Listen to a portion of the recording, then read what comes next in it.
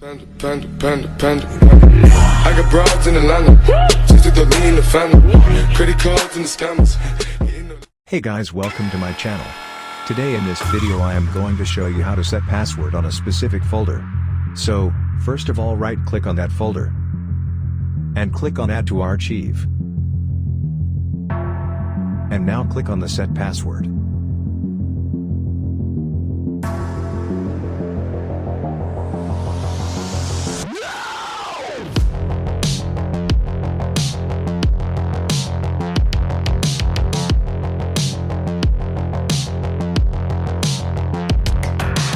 Now here you can see a new RAR file.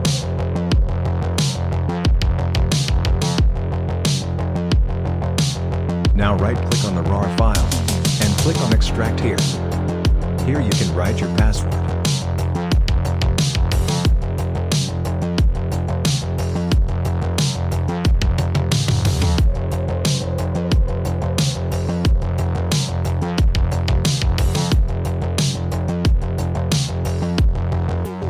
Thanks for watching. And make sure to subscribe my channel.